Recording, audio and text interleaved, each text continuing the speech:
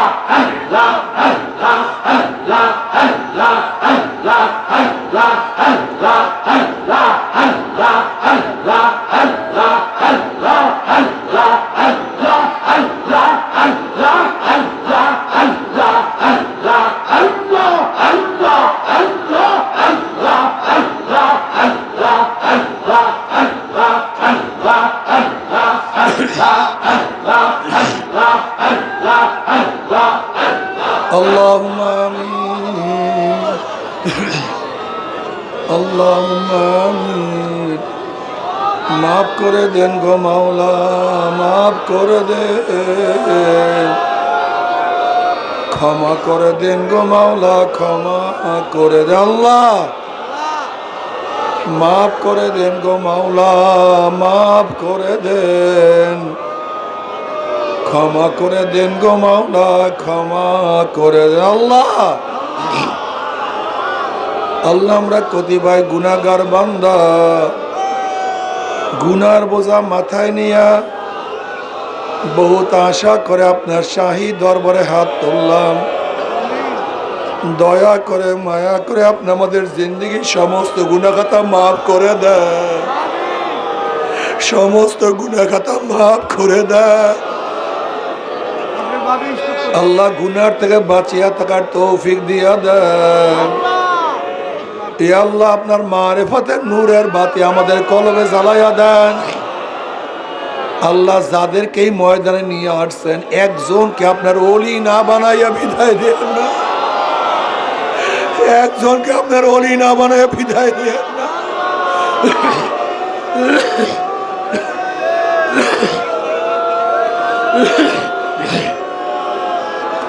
আল্লাহ সবাইকে আপনার ওলি হিসেবে কবুল করে নেন, সবাইকে আপনার বন্ধু হিসেবে কবুল করে নেন। মাওলা হে যতদিন জিন্দা রাখেন ইসলাম পে জিন্দা রাখিয়েন, যখন শেষ ডাক দেবেন ইমানের সাথে ডাক দিয়েন। মাওলা হে গোটা দুনিয়ার মানুষদের হেদায়েত দিয়া দেন, যাদের কপালে হেদায়েত নেই ওদেরকে ধ্বংস করে দেন। ইসলাম মুসলমানদেরকে হেফাজত করেন। আমাদের আহলে আওলাদকে আমরা খাস গোলাম বানিয়ে কবুল করে নেন। আল্লাহ যারা অসুস্থ আছে পরিপূর্ণ শেফায়ে কামেল হাজেরা নসিব করেন। আল্লাহ আমাদের আবু সাইদ ভাইয়ের স্ত্রী অসুস্থ, স্ট্রোক করছে, পরিপূর্ণ শেফায়ে কামেল হাজেরা নসিব করেন। আল্লাহ আমাদের পরিবার পরিজনের যে অসুস্থ আছে পরিপূর্ণ শেফায়ে কামেল হাজেরা নসিব করেন। আল্লাহ আমরা যারা ঋণগ্রস্ত ঋণ থেকে হেফাজত করেন। আল্লাহ যারা ঋণ আছে ঋণ থেকে হেফাজত করেন। ইয়া আল্লাহ আমরা যারা হাত তুললাম যাই না, কার মা নাই, বাবা নাই, স্ত্রী নাই, স্বামী নাই, সন্তান নাই, দাদা নাই, দাদু নাই, নানা নাই, নানু নাই, আত্মীয় নাই, স্বজন নাই, ভাই নাই, বন্ধু নাই। আল্লাহ কত মুজাহিদরা আমাদের সাথে ছিল, এই ময়দানে কত মুজাহিদরা ছিল, কত মুজাহিদরা ছিল, আজকে না। সব মুজাহিদের কবরকে জান্নাতের বাগিচা বানায়া দিও। আমাদের শায়খ মোর্শেদের কবরকে জান্নাতের বাগিচা বানায়া দিও। দাদা জানের কবরকে জান্নাতের বাগিচা বানায়া দিও। এই নসলের এই সিলসিলার যত বুজুর্গানের দিন আছে সবার কবরকে জান্নাতের বাগিচা বানায়া দিও। মায়ের কবরকে জান্নাতের বাগিচা বানায়া দিও। চাচা, ভাইয়া, দুলাভাই সহ যারা কবরে শুয়ে রয়েছে, আমার ফুফি, আমার যত আত্মীয় স্বজন, আমাদের সবাই আত্মীয় সবার কবর আযাবকে মাফ করে দাও। সবাইকে কবরকে জান্নাতের বাগিচা বানায়া দাও। রব্বির হামহুমা কামা রাব্বায়ানি সগীরা। আল্লাহ আমাদের প্রত্যেকের নসলের কিয়ামত পর্যন্ত সবাইকে তোমার ওলি হিসেবে কবুল করে না। আল্লাহ কিয়ামত পর্যন্ত নসলের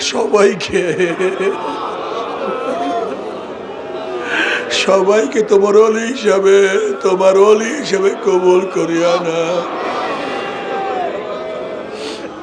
রব্বির হামহুমা কামা রাব্বায়ানি সগীরা। সুবহান রাব্বিকা রাব্বিল ইজ্জাতি আম্মা ইয়াসিফুন, ওয়া সালামুন আলাল মুরসালিন, আলহামদুলিল্লাহি রাব্বিল